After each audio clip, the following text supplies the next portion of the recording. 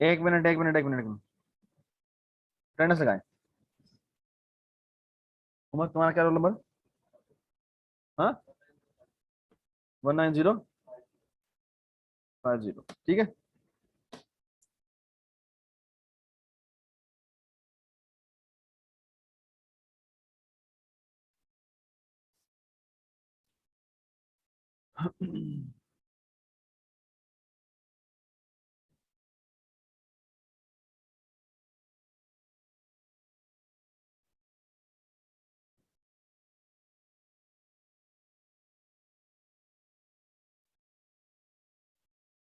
Okay,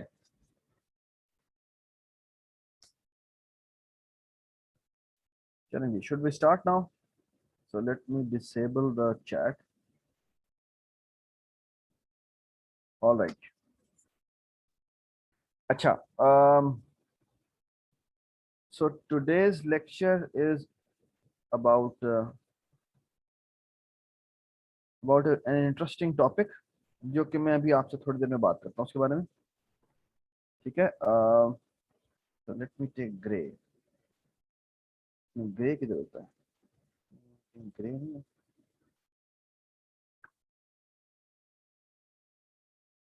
light grey नहीं है, तो लेट मी टेक ब्लू।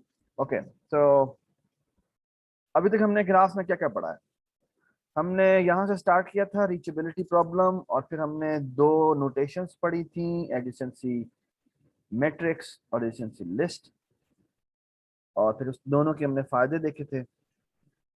फिर हमने डीएफएस देखा था, कनेक्ट, और उसके थ्रू हमने एक पहली एप्लीकेशन की थी कि अगर आपके पास एक ग्राफ है और उस ग्राफ में से आपने कनेक्टेड कंपोनेंट निकालने, तो वो आप कैसे निकाल सकते हैं, ठीक है। और वो आइडिया ये था कि डीएफएस में एक्सप्लोर कॉल करने से पहले आप एक क्या करें, कनेक्टेड कंपोनेंट नंबर की आईडी भेज दें, और हर और जो भी एक्सप्लोर्ड रीजन है फ्रॉम द वर्टेक्स जिससे आप स्टार्ट करते हैं, उनके ऊपर हम जाके क्या कर देते हैं, जी, उनके ऊपर जाके हम क्या कर देते हैं, वो वाली आईडी असाइन कर देते हैं। हेलो हेलो हेलो, ठीक है, ठीक है। और ये काम कितनी देर में होता है? ये जो डीएफएस है ये V+E में होता है, ठीक है। All right. उसके बाद हमने डीएफएस की और एप्लीकेशन देखी थी, और हमने सोर्स निकालना सीखा था। और सोर्स निकालने के लिए हमने बेसिकली क्या किया था कि अगर आप डीएफएस रन करें, और डीएफएस रन करेंगे तो बेसिकली जिसका आखिर में कौन सी आईडी आएगी, अगर उसके उसकी डीएफएस आईडी जो है, जिसका हमें क्लॉक वैल्यू होती है, वो जो इसकी सबसे आखिर में वैल्यू आएगी, फिनिश टाइम इसका सबसे एंड में आएगा, वो आपका कौन सा वर्टेक्स होगा? सोर्स वर्टेक्स होगा, ठीक है। तो source vertex by definition is कि ऐसा वर्टेक्स जिससे एजेस निकल रही हो, जिस पे एजेस आ ना रही हो, ठीक है। तो एक हमने मैट्रिक्स के तरीके से किया था, फिर हमने इसको डीएफएस के एप्लीकेशन के थ्रू किया था, ठीक है। सिंक निकालने का तरीका भी बड़ा आसान है कि आप ऐसे क्या करें, उस ग्राफ का रिवर्स ले लें। हाँ, उस ग्राफ का रिवर्स ले लें। रिवर्स का मतलब होता है जो एजेस आई जे पे जा रही हैं वो जे आई पे जाएंगी, ठीक है। और अब जो नया ग्राफ बनेगा, इसका जो सोर्स है, वर्टेक्स है, जो कि यहाँ पर आपको ई और एफ दिख रहे हैं, वो बेसिकली आपके ओरिजिनल ग्राफ के कौन से होते हैं? सिंक वर्टेक्स होते हैं, ठीक है जी। उसके बाद हमने इसी को यूज करते हुए एक बड़ा जबरदस्त एप्लीकेशन हमने सॉल्व की थी, कहते हैं फाइंडिंग टोपोलॉजिकल ऑर्डर। कि given a DAG, so given आपको क्या है, given a DAG, DAG stand for directed acyclic graph. आपने बेसिकली क्या निकालना है, अम, आपने एक ऑर्डरिंग निकालनी है जिसके थ्रू हम काम कर रहे हैं। तो basically this is a dependency graph. जैसे पैंट्स आप बाद में पहनेंगे, पहले आप अंडर शॉर्ट्स पहनेंगे, अनलेस कि आप सुपरमैन हो, ठीक? और सॉक्स आप पहले पहनेंगे और शूज आप बाद में पहनेंगे। तो शूज पे, ये ना, शूज, सॉक्स पे डिपेंडेंसी है शूज की, ठीक है ना, राइट। शूज जो है वो डिपेंड करता है सॉक्स पहले पहनने पे, ठीक है। तो बेसिकली ये अंडरलाइन डैग बन जाएगा। और इस डैग, ये जो डैग है, एक्चुअली आप इसमें अगर आप टोपोलॉजिकल ऑर्डर निकालें, तो वो जो टोपोलॉजिकल ऑर्डर बनेगा उसे हम ये टोपोलॉजिकल निकालने का प्रोसेस है, इसको हम टोपोलॉजिकल सॉर्ट कहते हैं। ठीक है, इसकी काफी सारी एप्लीकेशंस हैं जो कि आपको ये जो अभी असाइनमेंट मिली हुई है, बड़ी इंपॉर्टेंट असाइनमेंट है। इसमें भी आप लोगों ने इम्प्लीमेंटेशन करनी है। और जो तो बेसिकली आपकी असाइनमेंट आउट हो चुकी हुई है, इसके 2 सेक्शंस हैं। So part 1 is due on Wednesday, और प्लीज ध्यान में रखें कि वो उसमें सारे C++ के कोड देने, और उसमें एक सवाल है जो सबसे ज्यादा हैवी सवाल है, वो आपको ना लीड कोड के मैंने प्रॉब्लम उठाए। लीड कोड बेसिकली एक ऑनलाइन वेबसाइट है, और उसमें बेसिकली वो तमाम के तमाम तकरीबन प्रॉब्लम वो हैं जो हमने सॉल्व किए हुए हैं। वो बेसिकली आपने करने क्या है कि लेकिन एक डिफरेंट सेटिंग में होंगे। तो आप बेसिकली क्या कर सकते हैं, उसको ऑनलाइन चेक कर सकते हैं कि आप जो कोड लिख रहे हैं वो कैसा है। ठीक है, और उसमें ग्राफ ज्यादातर जो आपको दिया जाएगा वो ऑफ वेक्टर ऑफ इंटीजर होगा। ठीक है, वेक्टर ऑफ इंटीजर का क्या मतलब है कि इसका मतलब दोनों चीजें हो सकती हैं, कि इसमें एक 2 डायमेंशनल अरे भी हो सकती है जिसमें हर एंट्री एक वेक्टर है, एक अरे है, और ये बताते खुद क्या चीज है, ये अरे ऑफ अरेज है। ठीक है, तो वेक्टर ऑफ वेक्टर है। और इवन ये यही नोटेशन बड़ी जेनेरिक भी है कि वो एडिशंसी लिस्ट को भी रिप्रेजेंट कर सकती है। कैसे कि एवरीथिंग इज ए वेक्टर, लेकिन हर एक का वेक्टर डिफरेंट डिफरेंट साइज का है। ठीक है, and this is a vector of vector. ठीक है, तो हर अरे डिफरेंट डिफरेंट साइज की होती है। तो ये जो नोटेशन है ये बड़ी जेनेरिक है, ये एडिशंसी लिस्ट के लिए भी चलती है और एडिशंसी मैट्रिक्स से भी चलती है। ठीक है, तो जिस तरह का प्रॉब्लम हो आपने उस तरीके से उसको सॉल्व करना है। ठीक है, चलें जी। हमने टोपोलॉजिकल ऑर्डर निकाला था। आइडिया ये था कि बेसिकली जिसका डिस्कवरी टाइम आप निकालते जा रहे हैं उसको लिंक लिस्ट के फ्रंट पर ऐड करते जाए। ठीक है ना, तो सबसे एंड में कौन आएगा, सबसे पहले कौन आएगा जो पोटेंशियली पहला सिंक होगा। ठीक है, and so on so fourth. ठीक है, फिर एक्चुअली इसी को रिमूव करके जो अगला सिंक है वो आता है, and so on so fourth. ठीक है, और आखिर में किसकी आएगी आएगी जो कि बेसिकली सोर्स होगा। ठीक है, ऑल पोटेंशियल सोर्सेज बाद में आएंगे, सबसे एंड में आएंगे। ठीक है, does it make sense?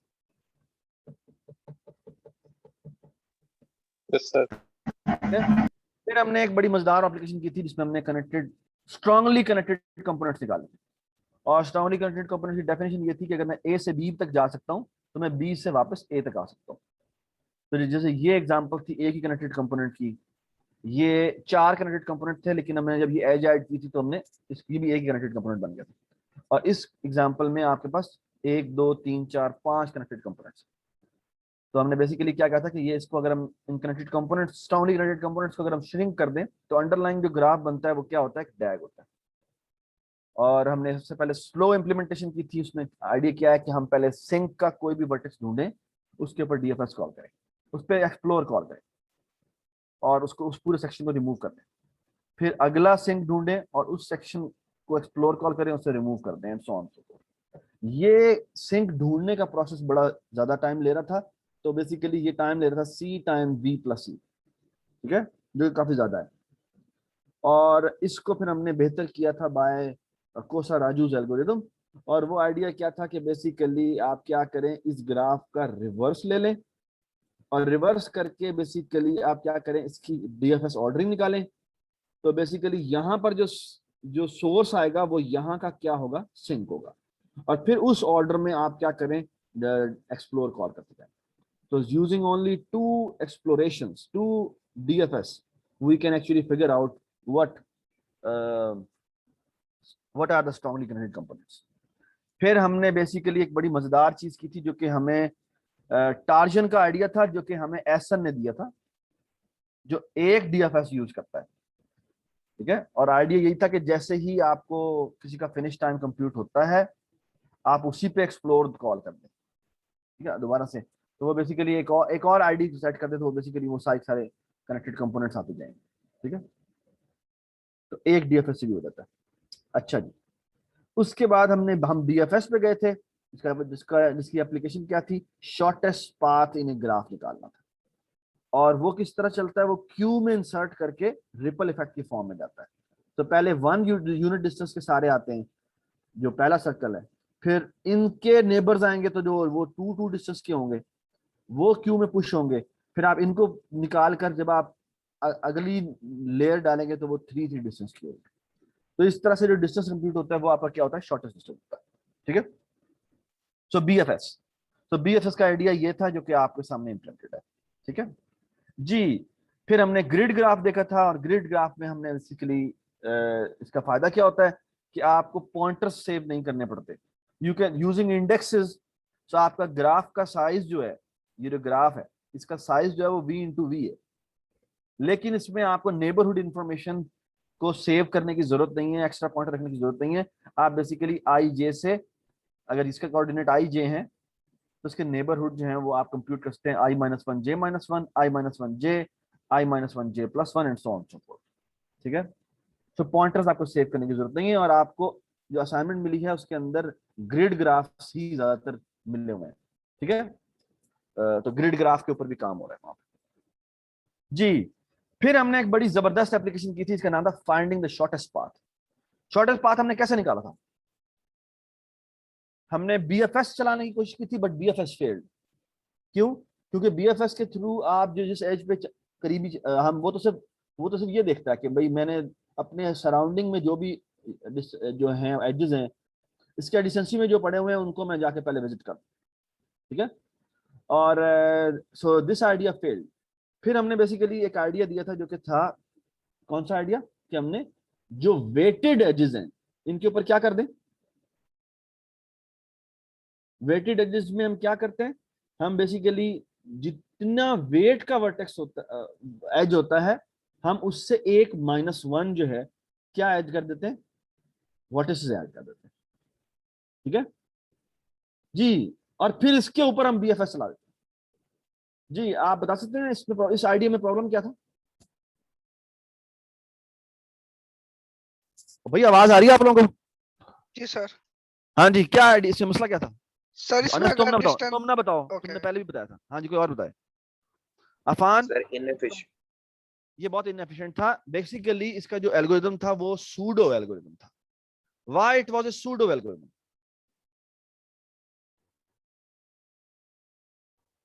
Why it was क्योंकि सूडो एल्गोरिथम? ये डेटा पे डिपेंड कर रहा है जो हमें इनपुट बिल्कुल, में मिल रहा है। ये वेट्स पे डिपेंड कर रहा है। तो वेट्स अगर बहुत ज्यादा होंगे तो ये बहुत ज्यादा कॉस्टली हो जाएगा, वेट्स अगर छोटे छोटे होंगे तो ये शायद लीनियर टाइम में चल जाए। ठीक है, तो बेसिकली ये वेट्स के ऊपर डिपेंडेंट है। ठीक है, और फिर हमने क्या किया था बताएं मुझे, फिर हमने क्या किया था?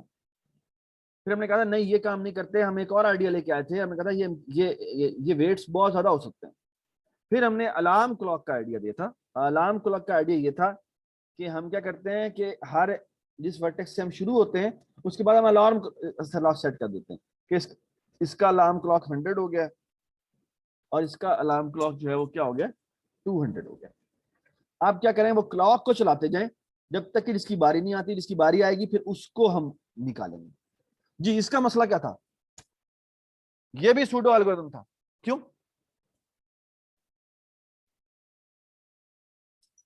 ये भी सूडो एल्गोरिथम था, क्यों?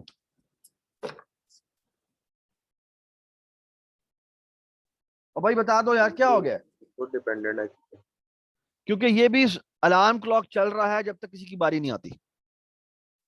ठीक है, और अगर वेट्स बहुत ज्यादा हुए तो देखो 3 वर्टिसेस हैं लेकिन इसको 200 दफा चलना पड़ेगा। और अगर ये 1 मिलियन मिलियन के वर्टिसेस होते, वेट्स होते, तो ये 1 मिलियन दफा चलता। ठीक है, तो ये बहुत ज्यादा कॉस्टली हो जाएगा अलार्म क्लॉक आइडिया। तो फिर हमने जो अगली चीज लेके आए थे वो था कि भाई बेसिकली है क्या कि out of all the vertices जिनके अलार्म क्लॉक्स हैं, हमें वो उस अगली बारी उसकी आनी है जिसका अलार्म क्लॉक सबसे छोटा है। तो हमने बेसिकली डेटा स्ट्रक्चर इंट्रोड्यूस किया था जिसका नाम था क्या, मिन हीप। और मिन हीप का जो प्लान था वो ये था कि हम क्या करेंगे, तो बेसिकली वो सोर्स से शुरू करता है और तमाम एजेस पे रिलैक्स कर देता है और उनके वो वेट सेट करता है। फिर वो अगला एलिमेंट वो निकालता है जिसका क्या मिनिमम हो। जिसके ऊपर क्या मिनिमम हो, वेट मिनिमम है। Weight minimum. यार बात सुनेंगे, आप क्या कर रहे हैं यार। ये अब्दुल वहाब, ahad, एहसन, एमन, अमार, आमना, इकराम, नूर, ये क्या मसला है, आप लोग जवाब क्यों नहीं दे रहे। ईमान, गुलाम मुस्तफा, शुजा तो यहाँ पर है, सुफियान, अली, आप लोग जवाब क्यों नहीं दे रहे। सारे अपने माइक ऑन करें प्लीज, सारे, जोहा, अली, वहीद, तहरीम, जी प्लीज आप लोगों ने जवाब देने हैं। अच्छा जी, क्या मसला है इसके अंदर। तो हमने बेसिकली हीप इंट्रोड्यूस की थी। हीप कौन सी वाली हीप इंट्रोड्यूस की थी, मिनी मेन हीप इंट्रोड्यूस की थी। और मेन हीप का फायदा यह था कि बेसिकली जब सबके अलार्म क्लॉक सेट हो जाते हैं तो वो वाला एलिमेंट उठा के देता है जिसका अलार्म क्लॉक सबसे छोटा है। ठीक है, तो बेसिकली इसका पाथ ये सेट होगा, इसका पाथ ये सेट होगा, लेकिन ये पाथ दोबारा सेट हो जाने की वजह से ये वाला पाथ पहले सेट होगा, ये वाला पेरेंट, इसका पेरेंट ये सेट होगा, लेकिन इससे पहले ये सेट हो चुका था, लेकिन ये दोबारा से इग्नोर हो जाएगा। क्यों, क्योंकि ये इसको शॉर्टेस्ट पाथ मिल गया हुआ। ठीक है जी, तो बेसिकली हमने अलार्म क्लॉक आईडी को यूज करते हुए ये डिजक्स्ट्रा का एल्गोरिथम किया था जो CLRS में।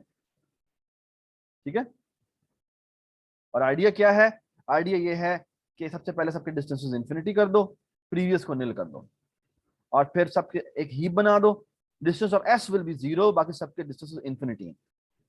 अब हीप में सबसे पहले डिलीट मिन करेंगे तो कौन सा डिलीट होगा, जो सोर्स है। ठीक है, जो इस केस में यहां पर A है तो A रिमूव होगा। ठीक है, और फिर उसके नेबर्स जो हैं वो रिलैक्स हो जाएंगे, तो ये रिलैक्स होगा, ये रिलैक्स होगा, इसका वैल्यू 4 हो जाएगी, इसकी वैल्यू 2 हो जाएगी। लेकिन अब वो क्या करता है कि इस जो U वर्टेक्स निकाला है इसकी तमाम एजेस को देखता है और इस पे ये रिलैक्स ऑपरेशन करता है। रिलैक्स ऑपरेशन का मतलब ये है कि इसका डिस्टेंस जो पहले सेट हुआ है, जो कि इसके इसमें 4 होगा, और इसका डिस्टेंस इस एज में ऐड करो, तो अगर वो छोटा बनता है तो वो उसको रिप्लेस कर देता है। तो पहले इसमें 4A हुआ था, अब जो है वो 3C हो जाएगा।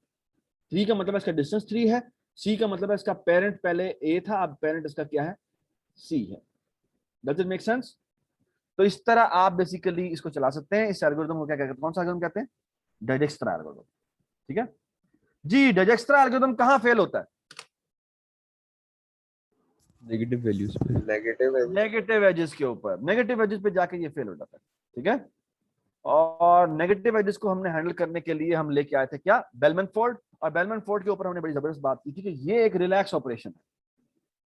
ठीक है, जो डिस्टेंस चेंज करने वाला और ऑफ कोर्स पेरेंट भी चेंज करने वाला लेकिन हम बेसिकली करते क्या है, हमें यह पता है कि जो मैक्सिमम पाथ लेंथ हो सकती है वो कितनी हो सकती है, from a source to any vertex maximum path length कितनी हो सकती है, लेंथ कितनी हो सकती है,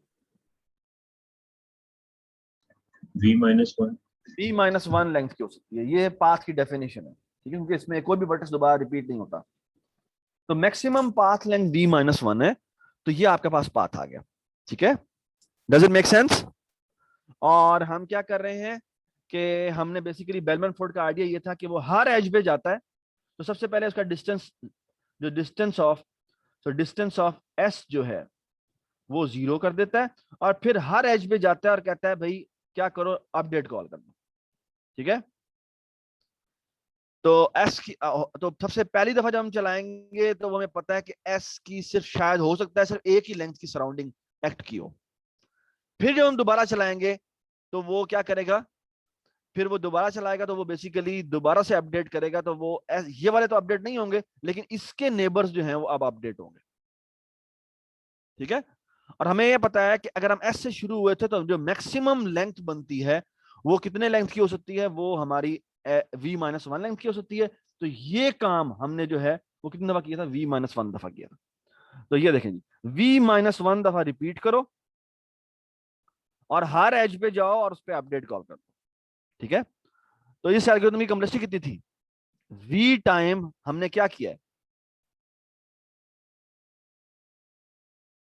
v टाइम हमने क्या किया है, v टाइम हम हर एज पे गए, तो क्या वही कॉम्प्लेक्सिटी, v इंटू ई हो जाएगी, ठीक है। अच्छा, इस बेलमैन-फोर्ड की एक और बड़ी मजेदार बात थी कि ये नेगेटिव साइकिल भी डिटेक्ट कर लेता है। कैसे? नेगेटिव साइकिल कैसे डिटेक्ट करता है? कि ये चलाने के बाद जब v-1 दफा आप चला दें, एक दफा दोबारा चला दें, अगर एक दफा दोबारा चलाने से भी अपडेट हो, इसका मतलब क्या है? किसी का वेट भी अगर अपडेट होता है तो इसका मतलब क्या है? देखिए समझ में आई। साइकिल है। क्या समझ नहीं लगेगी? पिछले लेक्चर में तुम थे नेक्स्ट, यस सर। तो क्या मसला इसमें, क्या चीज समझ में नहीं आई? नेगेटिव एज वाली बात जो बताइए। नेगेटिव वेट, नेगेटिव साइकिल वाली बात। तो देखो यस ना, सर, ये नेगेटिव साइकिल का मसला ये है कि अगर देखो ये नेगेटिव साइकिल है तो -5, -2, -3, तो बेसिकली क्या होता है, अगर मैंने शॉर्टेस्ट डिस्टेंस निकालना है ना, तो अगर मैं फॉर एग्जांपल ये मेरा सोर्स वर्टेक्स है जिससे मैं यहां तक पहुंचा हूं, ये ए है, ठीक है, और ए तक मैं पहले यहां तक मैं 10 तक पहुंचा था, तो 10 -5 -2 -3 कितना हो गया? 10 -5 -2 कितना हो गया? जीरो। 0 हो गया। फिर ये दोबारा चलेगा तो ये कितना हो जाएगा? -10।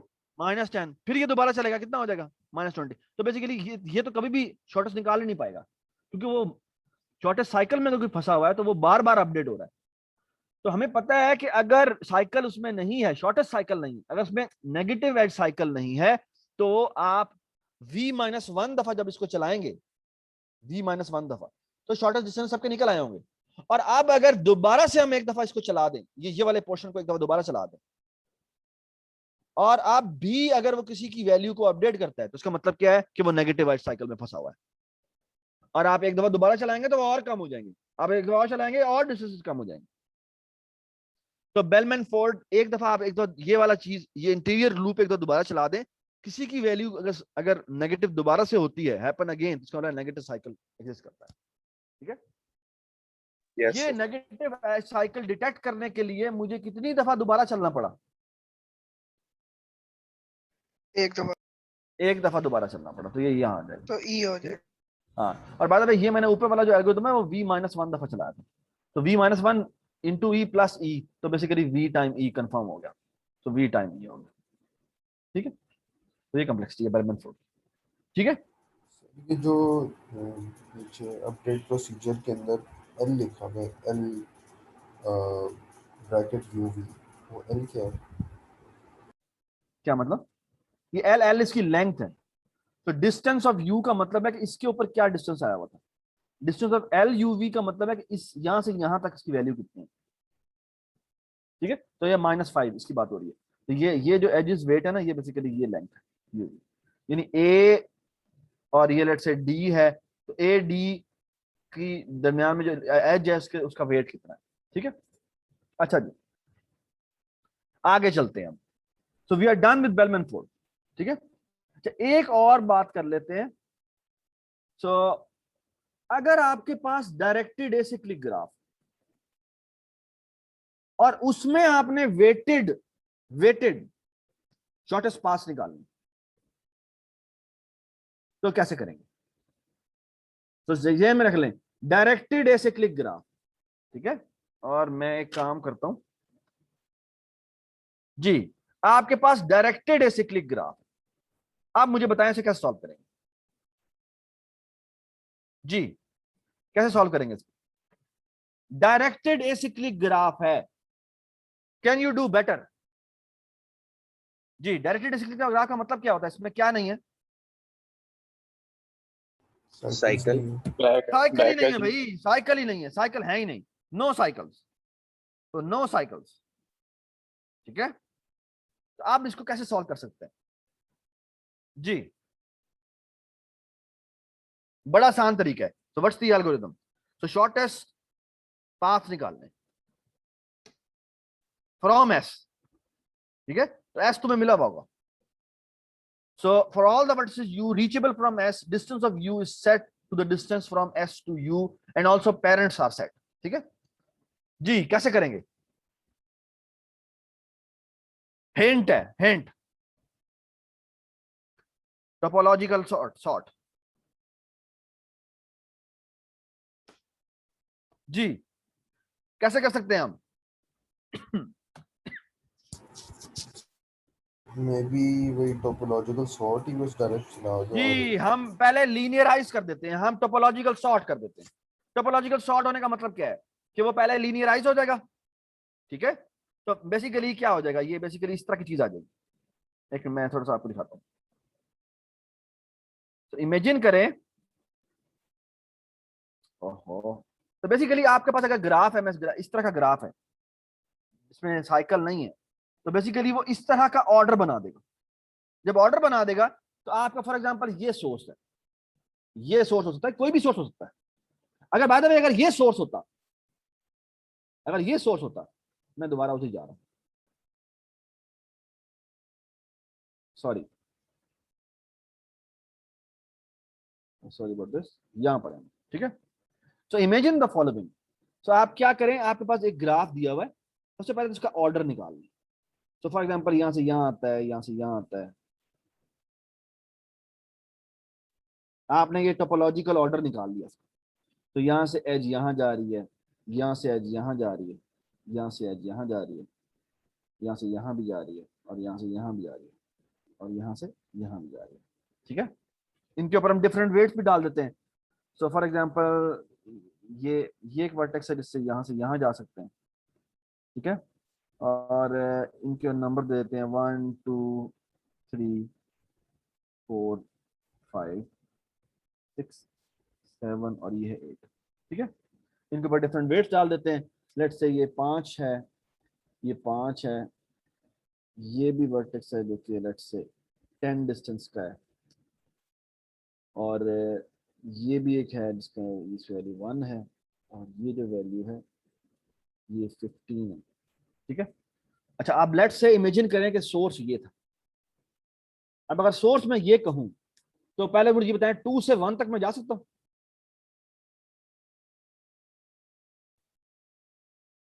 नहीं सर। नहीं जा सकता। No.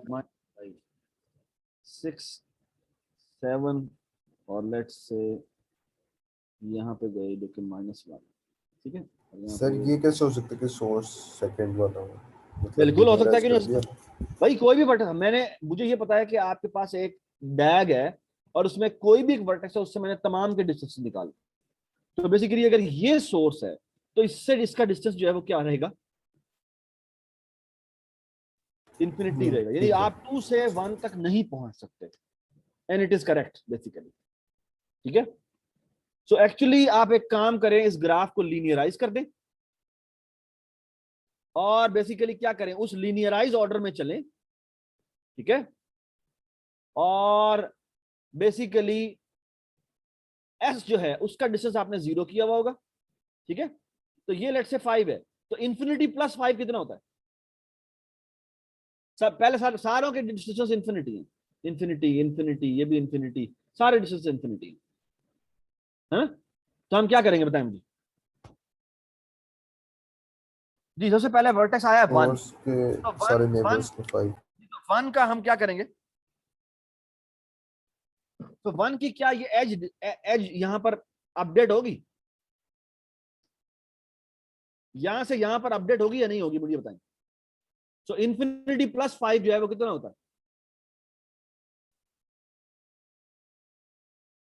तो भाई इन्फिनिटी प्लस 5 कितना होता है? इन्फिनिटी। इन्फिनिटी होता है, तो वो उसे अपडेट नहीं करेगा। हाँ लेकिन अब इसकी बारी आएगी, तो जब इसके नेबर्स सेट होंगे तो मैं एक और काम करता हूँ, ये भी एक सेट कर देता हूँ। ये यहाँ से लेट से यहाँ से ये बैठ जा रही है, ठीक है। और ये एज 5 की थी और ये एज लेट से मैं कहता हूँ 50 की थी। तो ये किस किस को अपडेट करेगा मुझे बताएं। ये इसको अपडेट करेगा, इसकी वैल्यू कितनी हो जाएगी? मैं अब चेंज कर रहा हूँ कलर, जी बताते जाए मुझे। मैं इसका कलर येलो, डार्क येलो कर दूं, तो जी ये बताएं जी, इसका डिस्टेंस कितना हो जाएगा इन्फिनिटी से हटके, कितना हो जाएगा? 5 हो जाएगा, और 5. इसका कौन हो जाएगा? पेरेंट हो जाएगा एस, ठीक है जी। और इसकी एक और एज भी है, वो ये एज है। तो ये 0 + 50 कितना होता है? 50. 50, और इसका जो पेरेंट है वो क्या है? एस है, ठीक है। अब अगली लीनियराइज ऑर्डर में बारी किसकी है? 3 की बारी है जी। 3 प्लस 15 कितना होगा?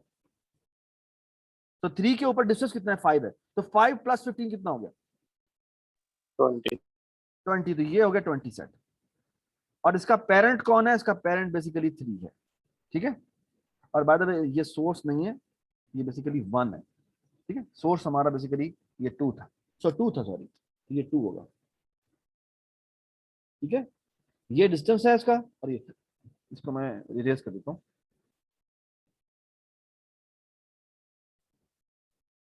तो लेट्स से, ठीक है। अच्छा बेटा, किसी को समझ में ना आए वो प्लीज मुझे बताए, ठीक है। तो इसका डिस्टेंस 5 है और जो इसका पेरेंट है वो 2 है, और इसका जो है पेरेंट है वो क्या है? 2 है, ठीक है। अच्छा अब आ जाए आप, अब इसकी बारी आएगी, 3 की बारी आएगी। तो 3 से बेसिकली हम किसको अपडेट करेंगे? 3 प्लस 4 कितना हुआ? और 3 प्लस 15 कितना हुआ? सॉरी 5 है, 5 प्लस 10 कितना हुआ बताएं?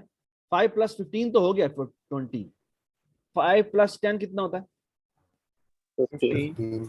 तो बेसिकली ये कट जाएगा, इसकी जगह आ जाएगा 15, और इसका जो पेरेंट है वो कौन सा है? 3 है, ठीक है। And so on so fourth, इस तरह हम चलते जाएंगे, ठीक है। मुझे बताएं इसकी कॉम्प्लेक्सिटी कितनी हुई? सो लीनियराइज करने में, ये कॉम्प्लेक्सिटी कितनी है? ये v है। ये कितनी है?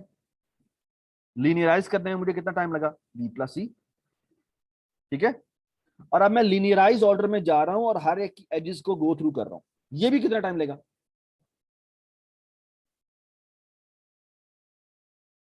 V बता plus दें, E. ये भी v प्लस सी ले लेगा, ठीक है। सो टोटल कॉम्प्लेक्सिटी कितनी हुई? Order of V v plus. Plus E, ठीक है। अच्छा मैं आपको एक मजे की बात बताऊं, अगर डायरेक्टेड एसिक्लिक ग्राफ, इसमें शॉर्टेस्ट पाथ निकालने की कॉम्प्लेक्सिटी कितनी है? ऑर्डर ऑफ v प्लस ई है, ठीक है। अच्छा, अगर मैं कह दूं कि मैंने शॉर्टेस्ट पाथ नहीं निकालना, मैंने लॉन्गेस्ट पाथ निकालना, तो क्या चेंज करूं मैं? तो लॉन्गेस्ट पाथ आ जाए। जी बताएं, इस एल्गोरिथम में क्या चेंजेस होंगे अगर मैंने लॉन्गेस्ट पाथ निकालूं?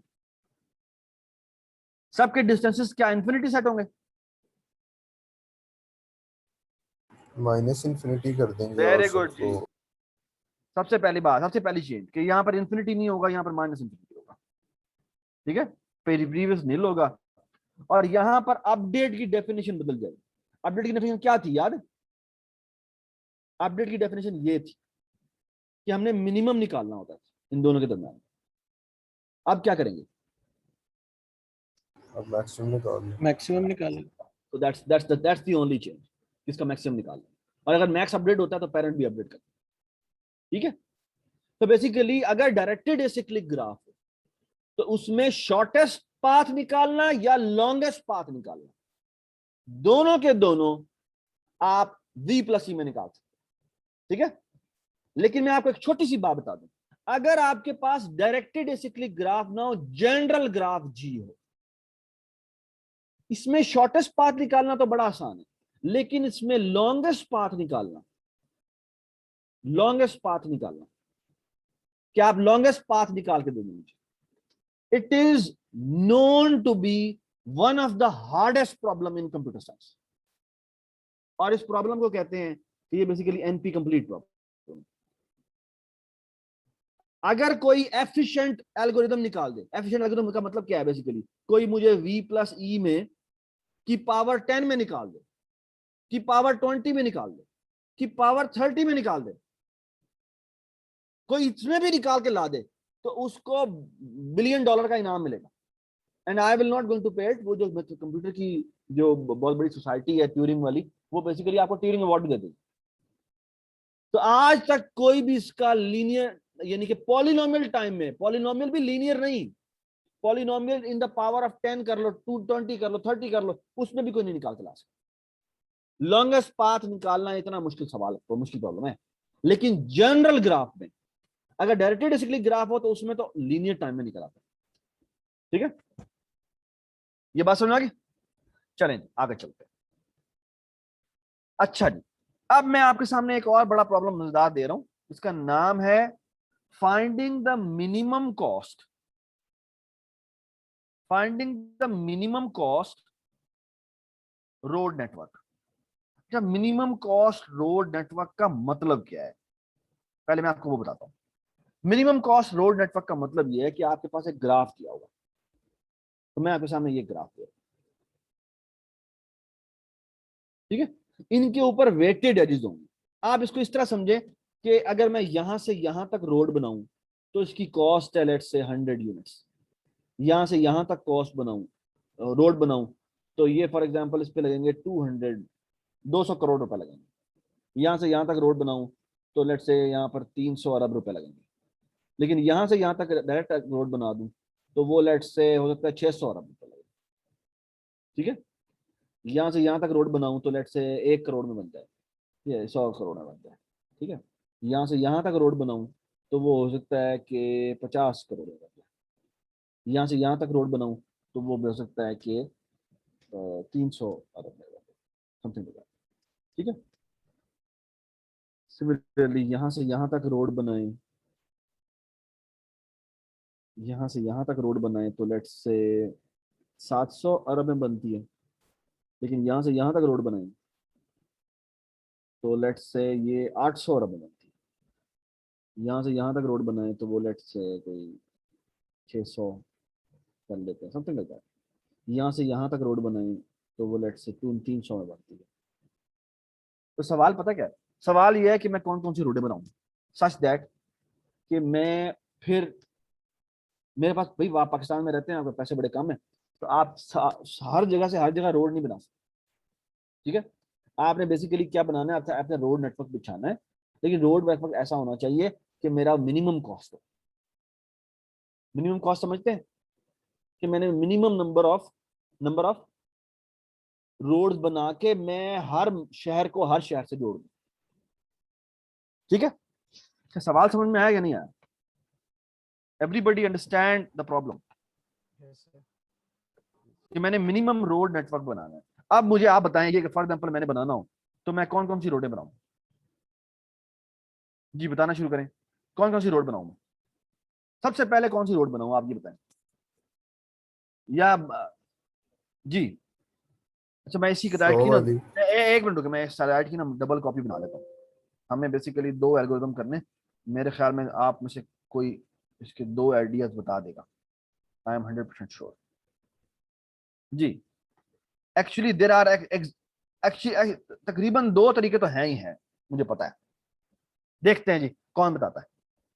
चलें जी बताएं, आरडी बताएं, मिनिमम रोड नेटवर्क निकालना है। अच्छा, पहले तो मुझे इस बात का जवाब दें, ये तो मिनिमम रोड नेटवर्क निकालना है मैंने,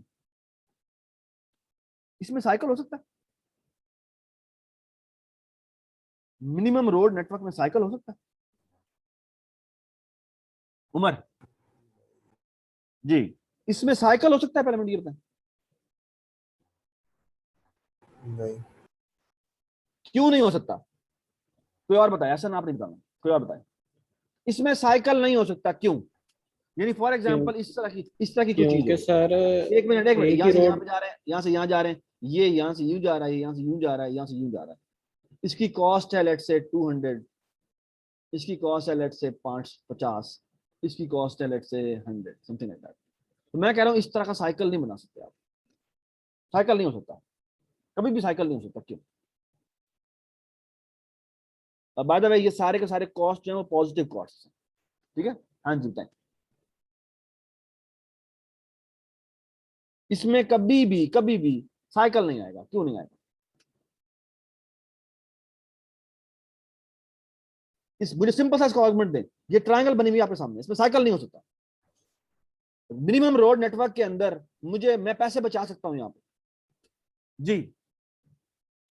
क्योंकि सर ये जो एक वाला शहर है ये 2 दफा मिला हुआ है, तो अगर हमें मिनिमम कॉस्ट देनी है तो हमें एक दफा भी उसको मिला सकते हैं पहले वाले पॉइंट से। बिल्कुल, तो मैं बड़ा एक काम कर सकता हूँ, वो ये कि अगर आप कहते हैं ये कोई क्लेम करता है कि मेरा साइकिल भी है और मिनिमम भी है, तो मैं बेसिकली, और लेट्स से इसने और भी रोड नेटवर्क बनाया हुआ था वगैरह वगैरह, तो मैं कहता हूँ सिर्फ ऐसा करो, ये जो पूरा का पूरा ग्राफ मैं आपको इससे सस्ते में बना देता हूँ।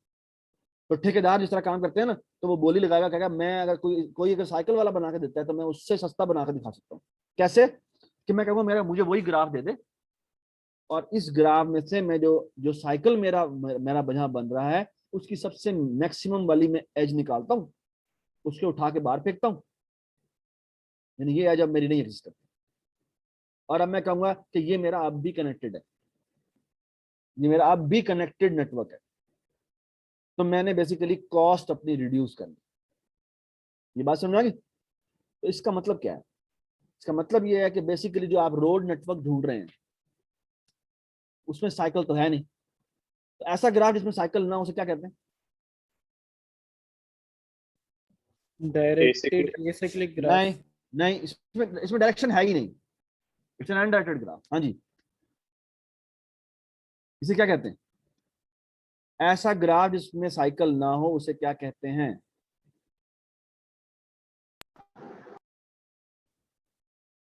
क्या कहते हैं? एसाइक्लिक। नहीं, इसमें यह भी नहीं हो सकता कि दो यानी ट्री कहते हैं, ट्री। ठीक है, इसमें वो डायरेक्टेड एसाइक्लिक वाली बात यहाँ पर ना करो, क्योंकि बेसिकली यहाँ पर कभी ऐसा तो होगा ही नहीं ना। डायरेक्टेड एसाइक्लिक ग्राफ में ऐसा हो सकता है यूं, ये डायरेक्टेड एसाइक्लिक ग्राफ में ऐसा हो सकता था, ये साइकिल नहीं है, लेकिन यहाँ पर ये साइकिल है, तो तुम डायरेक्टेड एसाइक्लिक ग्राफ ना कहो उसको। इट्स बेसिकली ट्री, और ट्री का मतलब है किसी भी एक वर्टेक्स से दूसरे वर्टेक्स पे जाने का एक ही रास्ता होगा। ठीक है, डज इट मेक सेंस? तो एक वर्टेक्स से दूसरे वर्टेक्स पे जाने का एक ही रास्ता होगा, स्पेशली अगर आप एक सोर्स लें, तो सोर्स से किसी भी डेस्टिनेशन पे जाने का एक ही रास्ता होता है। ठीक है, ठीक है, तो ये बेसिकली ट्री है। तो आपको बेसिकली क्या मिला है? ट्री मिला है। तो बेसिकली आपने एक ट्री ढूंढना है। ट्री के अंदर कितनी एजेस होती है मैक्सिमम, बल्कि एग्जैक्टली कितनी एजेस होती है? अगर वी वर्टिसेस हैं तो कितनी एजेस चाहिए इनको बनाने के लिए, इस ट्री को ढूंढने के लिए? इस ट्री में कितनी एजेस होंगी? मैंने कनेक्टेड नेटवर्क बनाना है। हाँ, क्या? v-1 v-1, very good. तो basically out of all these edges, जो कि वी स्क्वायर एजेस हैं मैक्सिमम, मुझे कितनी एजेस ढूंढनी है? मैक्सिमम इतनी हो सकती है, तो ई एजेस जो पोटेंशियली इतनी हो सकती है। तो मैंने क्या ढूंढना है? मैंने v-1 एजेस ढूंढनी है। सो एजेस ढूंढनी है ई डैश, जिसका साइज मैक्सिमम कितना होगा? v-1 होगा। मैक्सिमम नहीं, एग्जैक्टली v-1 होगा। ठीक है, does it make sense? Everybody understand this? ठीक है, हाँ जी। अब मुझे बताएं क्या तरीका होना चाहिए, ये मैंने ढूंढना है, तो मुझे तरीका नंबर पहला तरीका बताएं, क्या करूं मैं? तो फॉर एग्जांपल मैं एक वर्टेक्स पकड़ता हूं, लेट्स से ये सोर्स वर्टेक्स पकड़ता हूं, ये वर्टेक्स मैंने पकड़ लिया। मुझे ये बताएं इसको मुझे जोड़ना है, किन किन से जोड़ना है? एक ये जोड़ा जा सकता है, ये जोड़ा जा सकता है, ये जोड़ा जा सकता है, ये जोड़ा जा सकता है। तो क्या करूं? कौन सी रोड बना दूं? कौन सी रोड तो लाजमी बनेगी? 100 वाली। कौन सी? हाँ, 100 वाली। 100 वाली। तो डू यू ऑल अग्री कि बेसिकली ये एज मैं बनाऊंगा, ये रोड तो मैं बनाऊंगा ही बनाऊंगा। ये बात समझ आई? हाँ जी। दूसरी और रोड्स कौन सी हैं? एक 600 की है, एक 200 की है, और एक ये 700 की है। तो मुझे और कौन सी बनानी चाहिए? क्या इनमें से कोई और बनानी चाहिए? सर इसमें एक चीज है कि आप एक दफा और रुक जाओ, और वो ये है, लेट्स से, सॉरी ये वाइट नहीं होना चाहिए, हाँ ये होना चाहिए। सो लेट्स से ये भी एक एज थी और इसका वेट था लेट्स से 50, बल्कि हाँ 50 कर देते हैं। ठीक है, हाँ जी। मुझे बताएं, अब ये मैंने एज सेलेक्ट कर ली, हाँ जी, क्या करूं मैं? बताएं जी। क्या अगली रोड मुझे ये 200 वाली बना देनी चाहिए?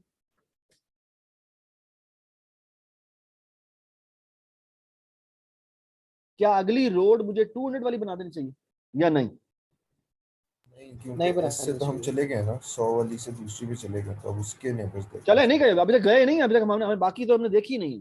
अभी हमने ये 600 वाली नहीं देखी, 200 वाली नहीं देखी, 700 वाली नहीं देखी, क्या करें फिर? उनको रहने दें क्योंकि उन तक पहुंच ही जाना है।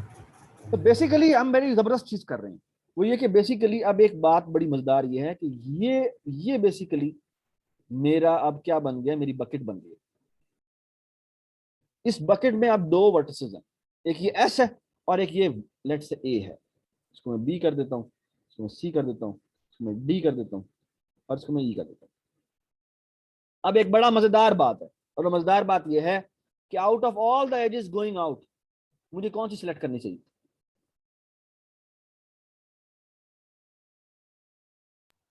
पहले इस बकेट में सिर्फ एस था, तो मैंने कौन सी एज सेलेक्ट की थी? मिनिमम वेट वाली। मिनिमम वेट वाली। और अब मेरे बकेट में ये 2 आ गए हैं, तो मुझे किसको सेलेक्ट करना चाहिए?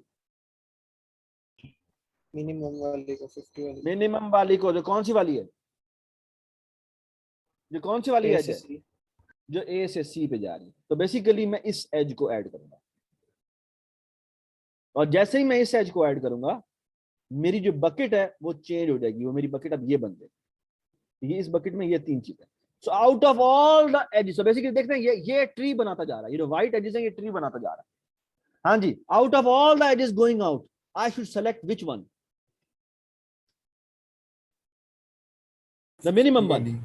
तो एक 300 है, एक 600 है, एक 50 है, एक 300 है, एक 300 है, और ये एक 700 भी है। तो कौन सी वाली सेलेक्ट करनी चाहिए? तो बता दो यार, उस एज का कोई नाम होगा। 2 वर्टिसेस के C से दरमियान B में से। लगी है ना, सी से बी। C तो बेसिकली से B। ये एज मैंने सेलेक्ट करनी। ये बात सुनाई? और बेसिकली मेरी जो बकेट है वो अब बढ़ जाएगी। ये बात सुनाई? आप क्या करें? आप कौन सी एज सेलेक्ट करें? कौन सी एज सेलेक्ट करें? दस दो यार। B से फिर D। B to D। D से डी सेलेक्ट कर लेते हैं, तो ये एज सेलेक्ट कर लेंगे। ये बात समझ में आ गई? तो अब मेरी बकेट ये बन जाएगी जी। अब मुझे क्या करना चाहिए? तो सी पे 3 एजेस आ रही हैं, एक ये 600 वाली है, और एक ये 300 वाली है, और एक 800 वाली है। कौन सी वाली सेलेक्ट करूं? और एक 700 वाली है, 300 वाली। तो हम बेसिकली ये एज सेलेक्ट कर लेंगे। ये अगर ए और बी के बीच में 80 लेंथ की होती तो वो Sorry? भी बनाने की कोशिश करता है। अगर क्या ए दोबारा और बोलो बी के क्या? बीच में ए और बी के बीच में 80 लेंथ की होती रोड एक और देता हूँ कॉस्ट, तो तो वो तो जब उसने सी और नहीं, बी ना की सेलेक्ट बनाई होती, है ना सेलेक्ट होती, ना सेलेक्ट होती, क्योंकि 50 सी और वाली इससे कम है, सी और बी वाली इससे कम है। उसके बाद अब ये कह रहे हैं ना कि बकेट में जितनी होती है उन सब में से जो मिनिमम होती है उनकी नहीं उनमें बात से कर रहे। बकेट से बाहर जो जा रही हैं उनमें से जो मिनिमम है हमने वो सिलेक्ट करनी है। जो बकेट से बाहर एजेस अच्छा, जा रही हैं ठीक। उनमें से जो मिनिमम है वो हमने सिलेक्ट करनी है। ठीक है? जो बकेट में एक दफा आ गई है तो वो बेसिकली उसका ट्री बन चुका हुआ है। अब मुझे इसके बारे में केयर करने की जरूरत नहीं। So I will only consider those edges जो कि ट्री से बाहर निकल रही हैं। ठीक है? ये बात समझ में आ गई? एक ये आइडिया था जिसका मतलब है इसको मैं आइडिया को कहता हूं, सरेश्वर साहब ने इसका नाम रखा था एक्सपेंडिंग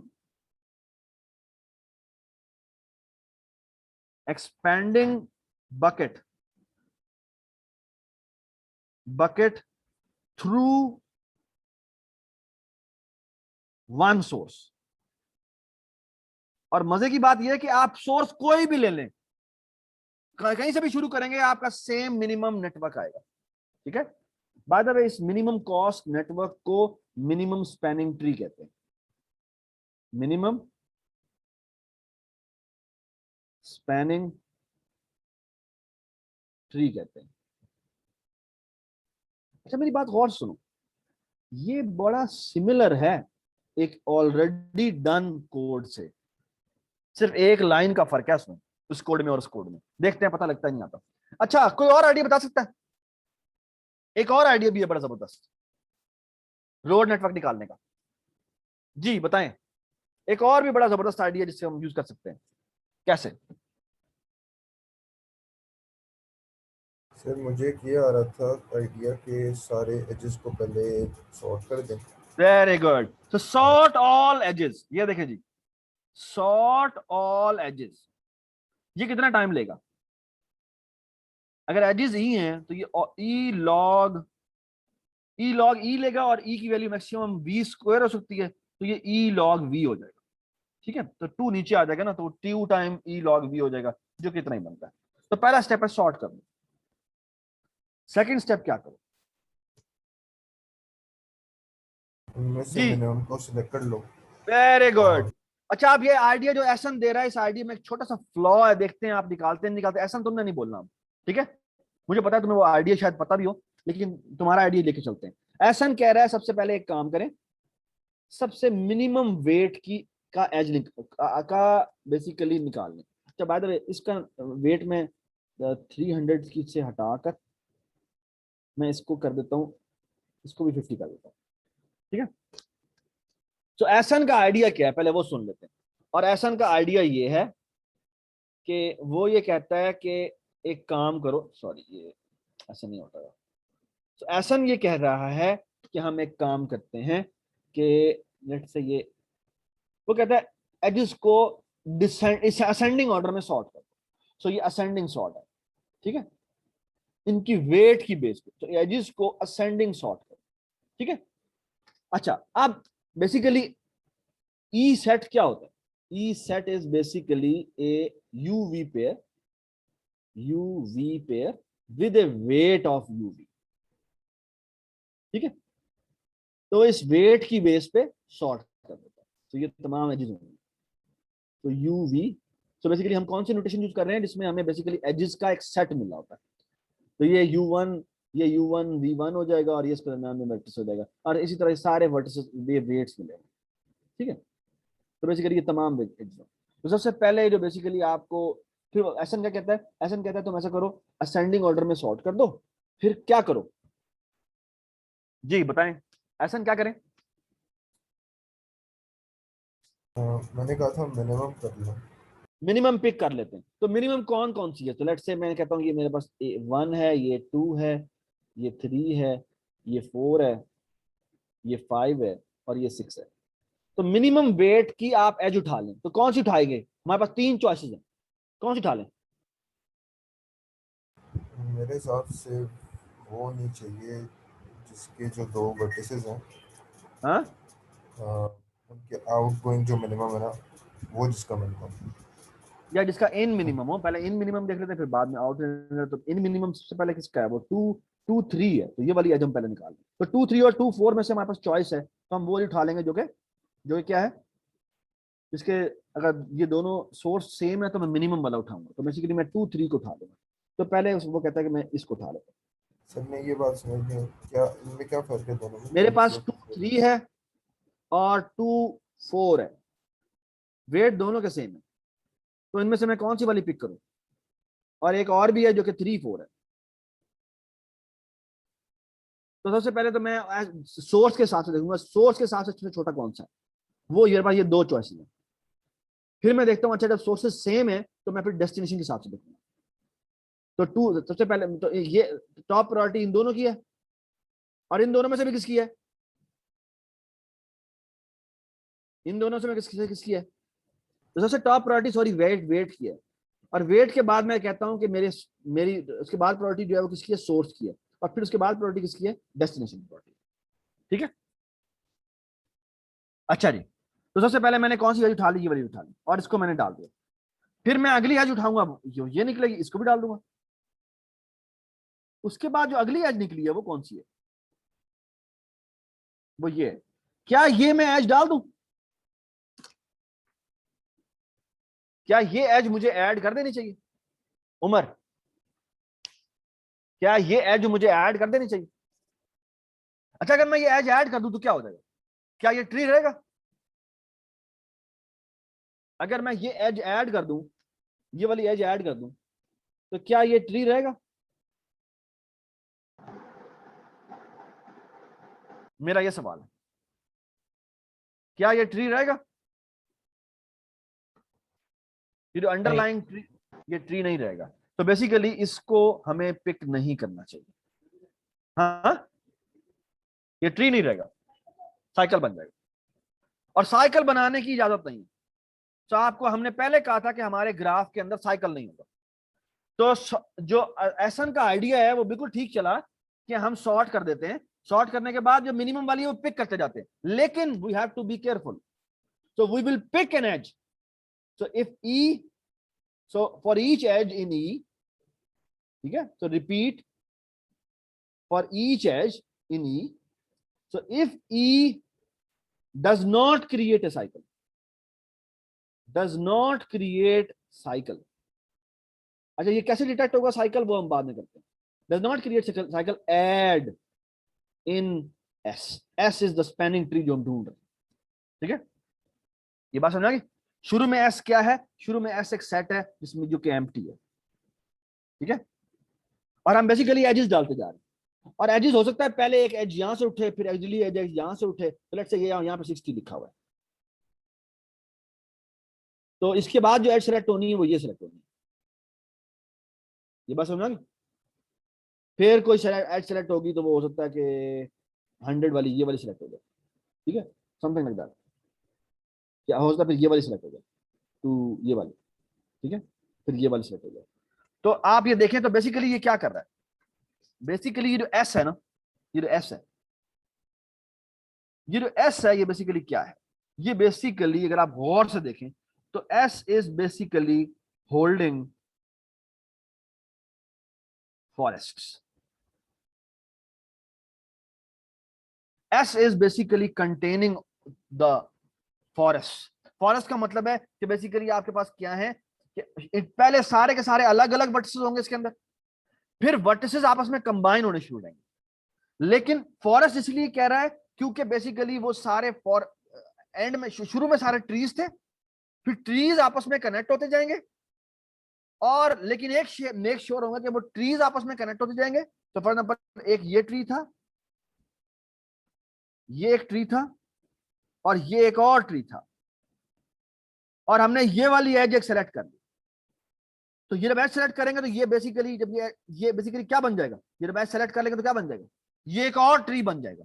लेकिन अब वो दोनों ट्री अलग अलग नहीं रहेंगे, बल्कि ये एक ही ट्री बन जाएगा, ठीक है। सो वो एजेस जो कि ट्री से एक और ट्री पे जा रही हो वो हम सेलेक्ट करते जाएंगे। लेकिन अगर ऐसी एज है जो कि बेसिकली इस ट्री से इस ट्री के अंदर ही थी, तो क्या हम ये पिक करेंगे, एक ट्री से उसी ट्री के अंदर ही एज जा रही है, तो क्या हम वो पिक करेंगे, जैसे यहां पर था, क्या ये वाली एज हमने पिक की थी, नहीं की थी, क्योंकि वो साइकिल क्रिएट कर रहा था। सो एक्चुअली ये इस एल्गोरिथम को कहते हैं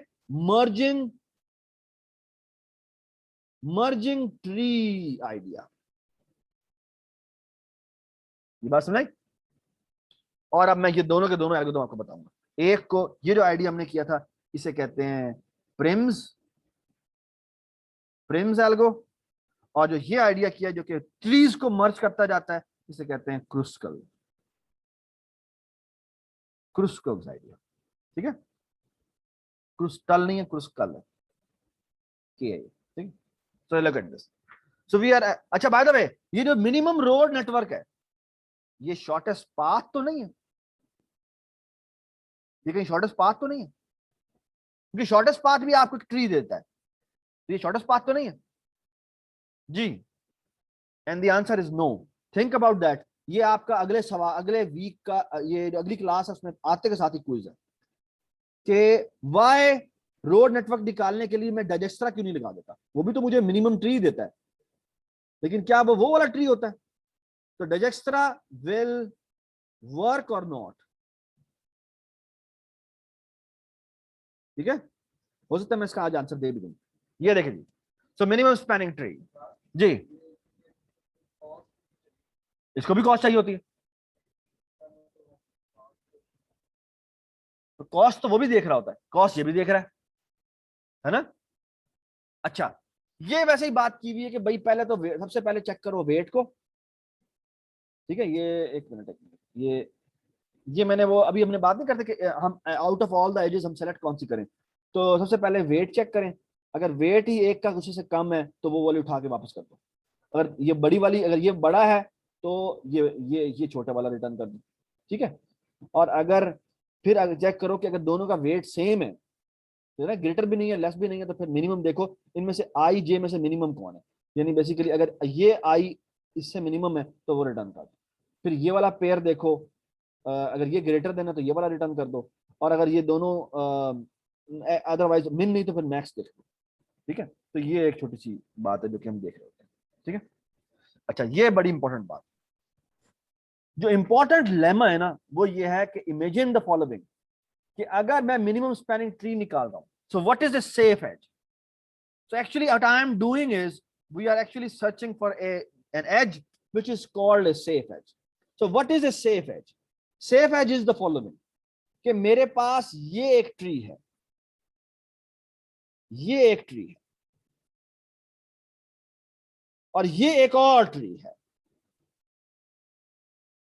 ये अभी तक दोनों के दोनों अलग ट्रीज थे, ये T1 ट्री था, ये T2 ट्री था।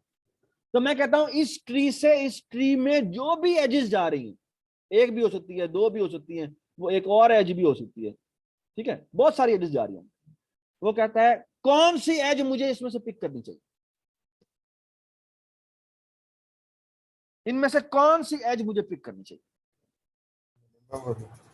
हाँ, मिनिमम जिसके very good. So the safe edge is basically the minimum weight of, जितनी भी एजेस यहां से क्रॉस थ्रू कर रही हैं उनमें से हम वो वाली एज पिक करेंगे जिसका वेट सबसे मिनिमम होगा। That edge is basically called a safe edge. ठीक है, ये बात समझ आई। सो और मिनिमम स्पैनिंग ट्री में कोई भी यूजलेस एज नहीं होती।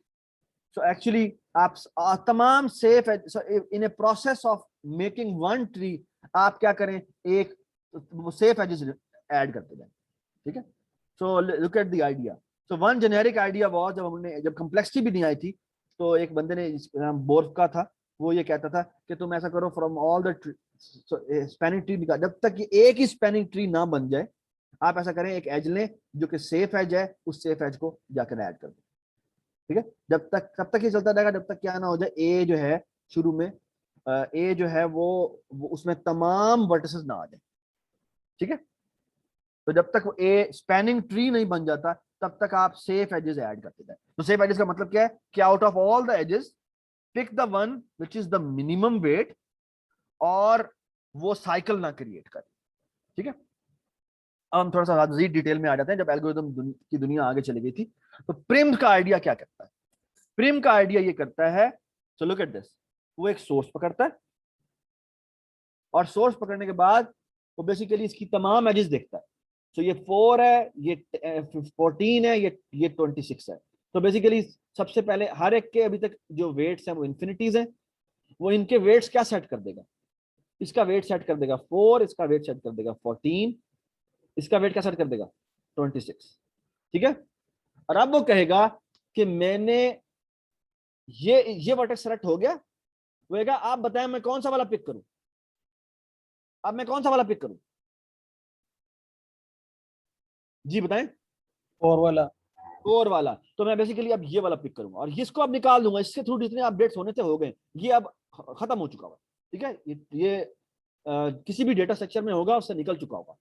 और अब मैं ये पिक करूंगा और इससे मैं सबके ऊपर रिलैक्स करूंगा, लेकिन रिलैक्स ये वाला वेट ऐड नहीं करेगी, वो सिर्फ अपनी एजेस का वेट ऐड करेगी। तो ये इधर क्या आएगा, इधर क्या आएगा, ये 4 + 12 होगा या सिर्फ 12 होगा, 12 होगा, सिर्फ 12 होगा। दैट इज सो बेसिकली डजस्ट्रा और इसमें आप डिफरेंस देख रहे हैं क्या, डजस्ट्रा और इसमें डिफरेंस पता क्या, प्रिम्स और इसमें डिफरेंस क्या है कि डजस्ट्रा जो है वो पिछला प्रीवियस वेट ऐड करता है, लेकिन ये कहता है सिर्फ और सिर्फ एजेस को देखो, वेट्स को ना देखो। ये बात सुनाई, this is basically called A greedy choice. Greedy choice, greedy choice का मतलब है मैं लोकली जहां पर मौजूद हूं उसमें से मैं वो वाली एज चूज करूंगा जो कि सबसे मिनिमम वेट की हो। तो बाद में ये वाली एज तो मैं रिमूव नहीं करूंगा, नहीं लूंगा, क्योंकि वो तो पहले ही ऐसी एज तो मैंने वैसे ही नहीं देखनी जो कि ट्री से बाहर निकल गया हुआ है। ठीक है, जो कि आपके डेटा स्ट्रक्चर से बाहर निकल चुका हुआ है, तो मैं ये वाली एज पिक करूंगा। तो इसका वेट अब ये 14 से कट के 12 हो जाएगा, और इसका वेट कितना हो जाएगा, इसका वेट 18 हो जाएगा।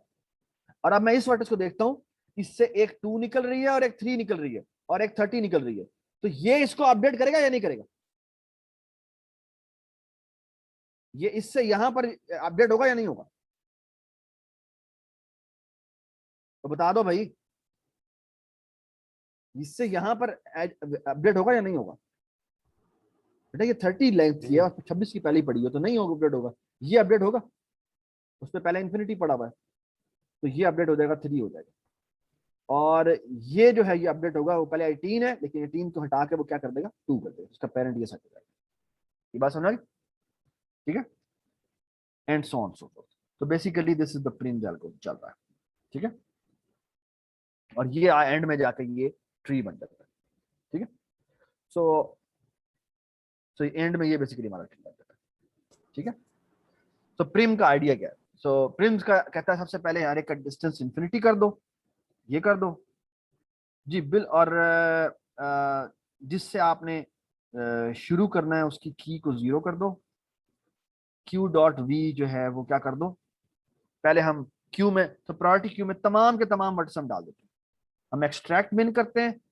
और याद है यहाँ पर हमने अपडेट किया था, वो जो हमने रिलैक्स फंक्शन था, उस रिलैक्स फंक्शन में अब बस सिर्फ ये चेंज है, वी क्यू के अंदर होना चाहिए, और दूसरा क्या होना चाहिए, जो वेट है वो उस जिस वर्टेक्स पे जा रहा है उसकी की से क्या होना चाहिए, छोटा होना चाहिए।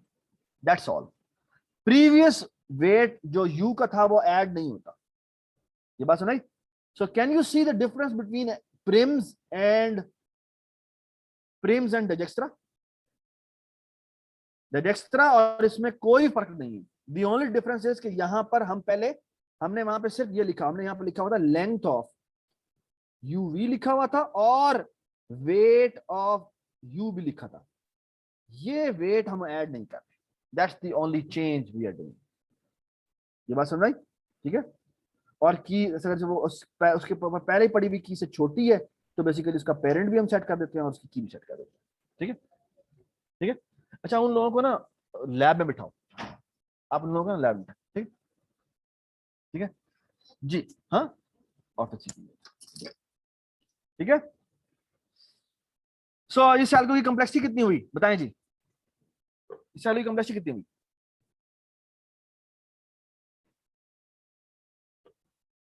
जी बता सकते हैं इस एल्गो की कॉम्प्लेक्सिटी कितनी है? v प्लस ई। v प्लस ई तो नहीं हुई, v इसका हो गया जी, उसने हर एक के ऊपर जाके उसकी डिक्रीज की करनी है ना, उसकी की वैल्यू चेंज करनी है। जब की वैल्यू चेंज होती है तो वो बेसिकली यहाँ क्या होता है, यहाँ पे हम साथ ही डिक्रीज की कॉल कर देते हैं, डिक्रीज की कॉल कर देते हैं। और ये बेसिकली किसमें कॉल हुआ था, हीप में कॉल हुआ होता है।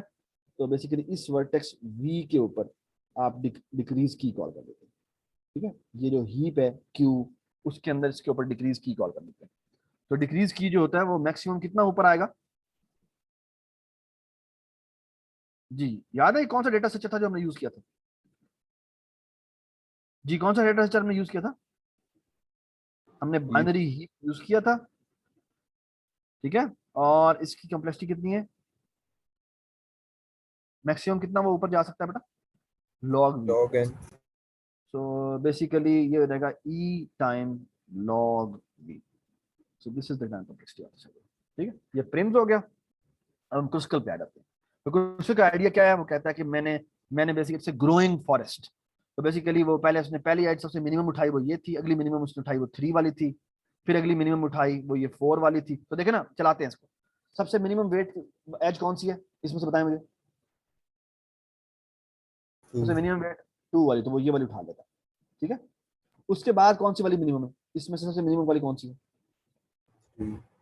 3, तो उसने ये वाली उठा ली, ठीक है, ये वाली उठा ली। फिर मिनिमम वाली कौन सी है, 4 वाली, तो ये 4 वाली उठा ली, ठीक है, तो ये 4 वाली उठा ली। फिर 5 वाली मिनिमम है तो 5 वाली उठा ली। फिर 8 वाली मिनिमम है, बट वो 8 वाली उठाएगा, ये उठाएगा, तो ये देखिए 8 वाली उठाएगा नहीं, 8 वाली इसलिए नहीं उठा सकता क्योंकि बेसिकली इसमें देखना है कि साइकिल ना बना रही, ठीक है। और साइकिल को कैसे वो चेक करता है, he uses a beautiful data structure called set. और सेट का बेसिकली फायदा क्या है कि उसने बेसिकली क्या करता है, वो ना कनेक्टेड कंपोनेंट्स बनाता जाता है। तो बेसिकली एक ओवरऑल एक उसके पास एक सेट होता है जिसके अंदर डिफरेंट सेट्स पड़े होते हैं। तो वो कहता है जो भी मैं एज उठा रहा हूं, अगर वो डिफरेंट सेट्स को बिलोंग, सो बेसिकली अगर ऐसा मैं एज उठाऊं जो कि बेसिकली डिफरेंट सेट्स को बिलोंग करता हूं, तो हम कहेंगे कि वो बेसिकली साइकिल नहीं जनरेट करी, तो ये एक सेफ एज है। लेकिन अगर मैं एक ऐसी एज उठाऊं जो कि सेम सेट को बिलोंग करती है, यानी इसका यू और वी दोनों सेम सेट को बिलोंग करता है, तो हम क्या करेंगे, उसको हम ऐड नहीं करेंगे, ठीक है। So look at the idea of Kruskal. Kruskal क्या कहता है, वो पहले कहता है कि मैं क्या करूंगा, एक ए सेट बनाऊंगा, ये उसमें फॉरेस्ट है, इसके अंदर शुरू में एम्प्टी है, ठीक है। और वो वी वर्टेक्स के ऊपर हर एक के ऊपर जाके एक सेट बना लेता है, ठीक है। तो शुरू में कितने वर्टेक्स होंगे, कितने सेट्स होंगे, हर वर्टेक्स ही हमारा एक सेट हो जाएगा, ठीक है। उस लैब में जाए, लैब में, ठीक है। और फिर वो कहता है कि मैं डिक्रीजिंग नॉन डिक्रीजिंग ऑर्डर में जाऊंगा, क्योंकि दो एजेस का वेट सेम भी हो सकता है, ठीक है। तो डिक्रीजिंग ऑर्डर में मैं जा रहा हूँ, इंक्रीजिंग ऑर्डर में मैं जा रहा हूँ, इंक्रीजिंग या इक्वल में, असेंडिंग ऑर्डर में।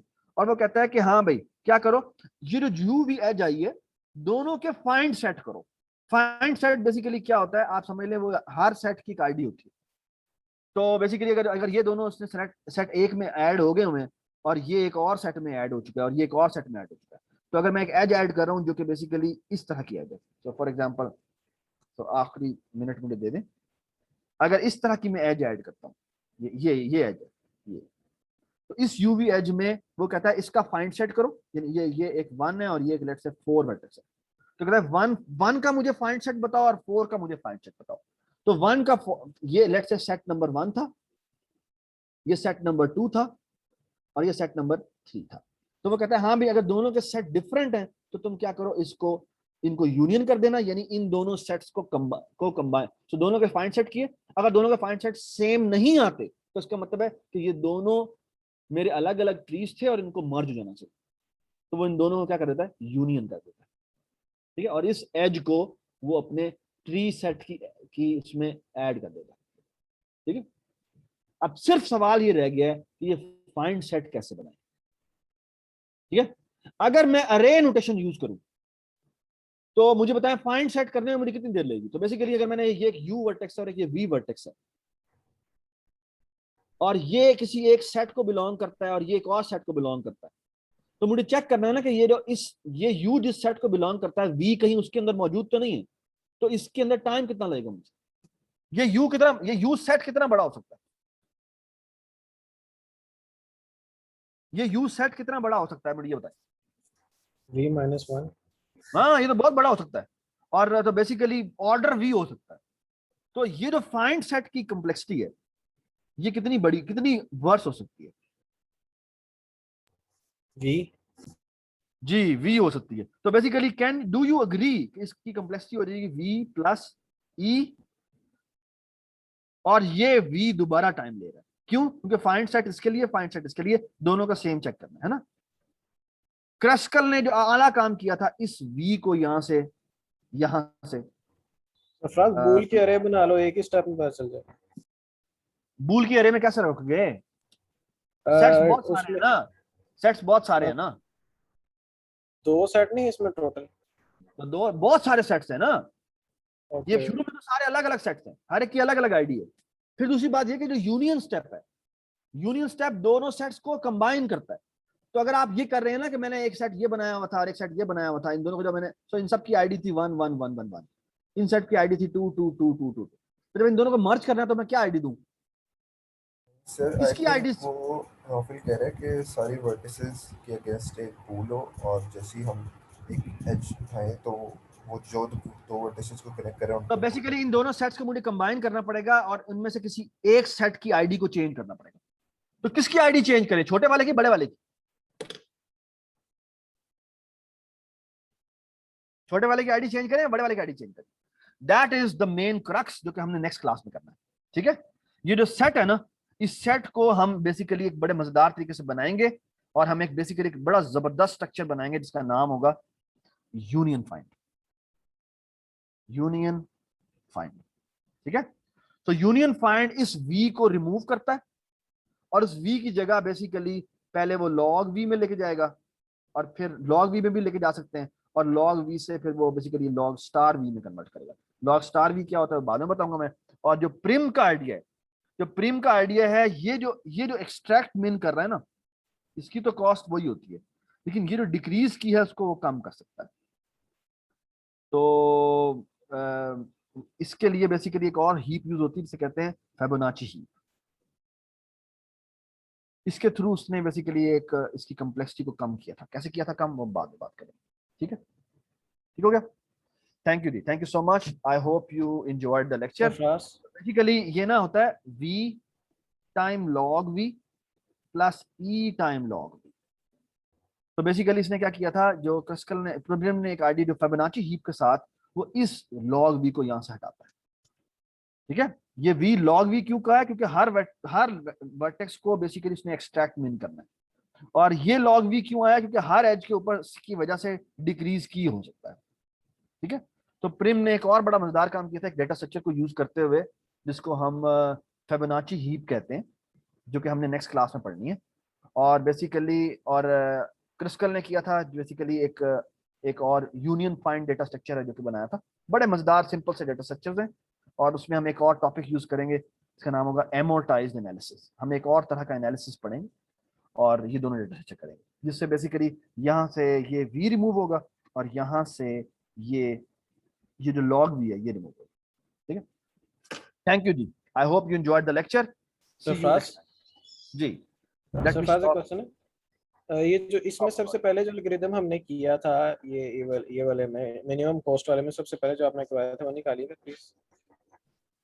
पहले जो मैंने वो वाली स्लाइड ये बोला था दो तरीके होने चाहिए। हाँ, इससे भी पहले हाँ ये वाले हाँ, इसका एक प्रिम से दूसरा क्रस्कल है।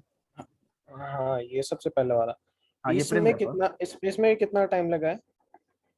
इसमें लगा है बेसिकली एक्सट्रैक्ट मिन कितने हो रहे हैं v, तो v टाइम log v और प्लस हर एज जाकर अपडेट कर सकती है तो e time log v। Sarfaraz इसमें हम चेंज कर सकते हैं, इसको v प्लस e में कर सकते हैं। तेरी ऐसी की तैसी नहीं होगा चेक करी जाके, सुन तो ले नहीं होगा मैं थोड़ा सा जाकर वर्कआउट कर लेके थोड़ा सा सब्र किया इसमें जो बकेट आप बना रहे हैं हाँ वो बकेट से हारे उस बकेट में जितने भी बाहर जाते हैं वो सारे आप चेक करते हैं ना, सबको कंपेयर करते हैं। बिल्कुल। तो अगर आप ऐसा ना करें और आप एक ना मतलब एक ग्राफ बनाते जाएं जो बकेट को स्टोर करता जाए और एक बूल की अरे बना लें जो ये स्टोर करे कि कौन सा वाला अभी बकेट में आ चुका है, ठीक है। तो फिर ये करें कि जो है ना ट्रेवर्सल हम करते जाएं साइडों वाले, यानी कि एस से ए पे जाएं, ए से फिर साइडों वाले। भाई मिनिमम मेंटेन कैसे करेगा सर वो जो मिनिमम आएगा ना उसको हम कैसे मिनिमम निकालेगा, अगला मिनिमम कैसे निकालेगा, वो तो बताने तो देना। किसी भी ट्रेवर्स करेंगे हम उसके नेबर्स में जाएंगे, किसी भी एक पे चले जाएंगे और उसके तमाम चेक करेंगे। वो मसला नहीं है, ये साइकिल वाला मसला नहीं है इसके अंदर। वो तो तेरी बात ठीक है, मैं हर एक का बूल वेरिएबल बना लेता हूँ कि जो बाहर निकल गया उसको चेक करने की जरूरत नहीं है। तो जैसे ही बाहर निकलता है तो मैं out of all going inside जो है वो मैंने देखनी है, आउटसाइड वाली देखनी है। वो तो बात सही कर रहा है कि वो बेसिकली बूल ट्रू कर देता है कि भाई आउटसाइड को चेक कैसे करेंगे, वो जैसे ही बाहर निकलता है उसको बूल ट्रू कर देता है, उसको वो चेक नहीं करता। That is perfectly okay. वो लेकिन इधर आ ही नहीं रहा। नहीं जो हम एक्सट्रैक्ट मिन की कॉस्ट है, ये एक्सट्रैक्ट मिन की कॉस्ट है और ये अपडेट की कॉस्ट है, ये तो नहीं अवॉइड कर सकते। सर हम एस से ए चेक कर रहे हैं ना, तो हमें ए से एस चेक करना चाहिए, ए से एस, ए से सी और ए से बी, इनमें से हम वो वाला सिलेक्ट करेंगे। लेक्चर के बाद अगले लेक्चर में बात कर लेंगे थोड़ा सोचें इसके ऊपर, ठीक है। सर एक और भी रिक्वेस्ट है सर, क्लास में थोड़ा सा पहले आ जाना ताकि थोड़ा सा मैं बात कर ले इसके ऊपर, ठीक है जी। सर तो वो ये कह रहा था कि स्लाइड्स शेयर कर दिया करें, सिर्फ हमें स्लाइड यार, स्लाइड वीडियो शेयर हो रही होती है। मेरी जान ये बात सुन, ए देख, बल्कि नहीं मैं शेयर करता हूँ दोबारा से। ये देख, ये हमारी गूगल से निकालनी पड़ेगी। चल वेबसाइट है, गूगल वेबसाइट के ऊपर ये हमारी गूगल वेबसाइट है, इस पे तमाम स्लाइड्स पड़ी होती हैं, सही सही सही। ठीक है, ये तमाम स्लाइड्स, होमवर्क, ये सारा कुछ उसके ऊपर पड़ा हुआ है। ये स्लाइड, ये कोर्स वेबसाइट को देखा करें। ठीक है, ठीक है जी, thank you so much, thank you so much.